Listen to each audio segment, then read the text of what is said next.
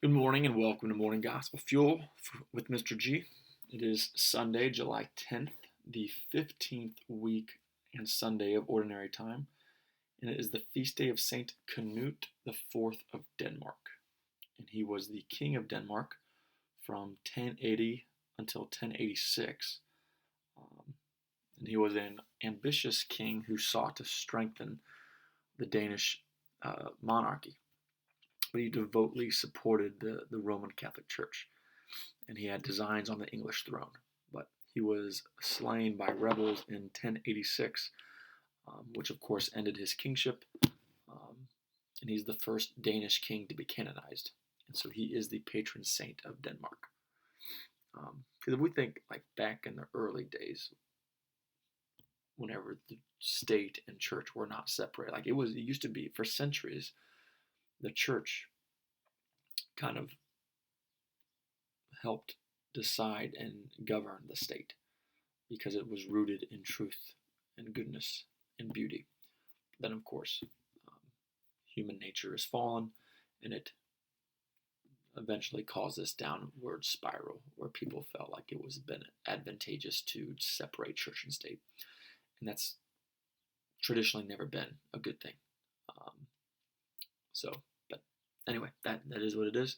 We are where we are today. So it goes. So that's Saint Canute the Fourth of Denmark.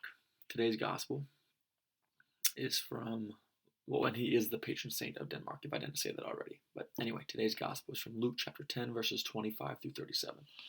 Let's begin in the name of the Father, Son, and Spirit, amen. There was a scholar of the law who stood up to test him and said, "Teacher, what must I do to inherit eternal life?" Jesus said to him, What is written in the law? How do you read it?"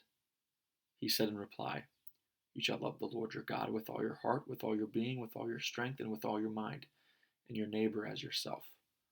He replied to him, "You have answered correctly. Do this, and you will live." But because he wished to justify himself, he said to Jesus, "And who is my neighbor?" Jesus replied, "A man fell victim to robbers as he went down from Jerusalem to Jericho. They stripped and beat him and went off, leaving him half dead. A priest happened to be going down that road, but when he saw him, he passed by on the opposite side. Likewise, a Levite came to the place, and when he saw him, he passed by on the opposite side. But a Samaritan traveler who came upon him was moved with compassion at the sight. He approached the victim, poured oil and wine over his wounds, and bandaged them. Then he lifted him up on his own animal, took him to an inn, and cared for him. The next day he took out 2 silver coins and gave them to the innkeeper with the instruction, 'Take care of him. If you spend more than what I have given you, I shall repay you on the way back.' Which of these 3, in your opinion, was neighbor to the robber's victim?" He answered, "The one who treated him with mercy." Jesus said to him, "Go and do likewise." So today's Sunday Gospel, we have the greatest commandment, in which a scholar of the law, who is considered the intelligent and the wise and the learned, is asking Jesus for the answer. And then Jesus goes ahead and tells him he had the right answer on paper and in his mind, but now Jesus gives him this parable to make sure that he not only understands it with his mind, but he understands it with his heart.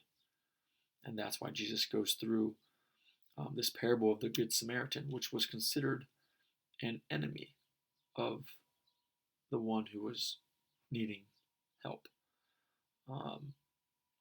because the Samaritans were not on the same page, and they were considered enemies of the Jews. And then it's interesting that they mentioned Jerusalem to Jericho, because Jerusalem is considered the location of peace and the location of virtue, and Jericho is considered the location of sin and evil. And so they have this. He went down from Jerusalem to Jericho to enter into the evil parts of the world, where this man, this man who fell victim to the robber, is located. And so Jesus goes through this parable, and where we go through the priest who ignored him, The Levite, who is the tribe of the priests, ignores them. And then it goes to the Samaritan, who is considered an enemy of this victim, but yet they're the one that takes care of them. So Jesus uses these hyperbole parables to really drive his message home. And he goes ahead and helps it resonate with this scholar of the law so that it clicks. And then by the end of it, Jesus says, "Go and do likewise," because the Samaritan is the one who treated him with mercy and with that Christian faith and that Christian action that puts that faith into work. So Jesus really always wants to make sure that we get the point and we get the message, but mainly in our hearts. Even to this so-called, like I said, scholar of the law.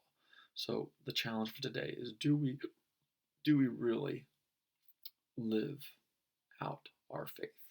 Would we react the same way that this Samaritan person did to the victim whenever we see someone struggling and in pain? And do we really outdo them with love and generosity, where if we make sure that they get taken care of and pay for their care, even if there's not enough, will we still make sure we cover it to make sure that they are okay?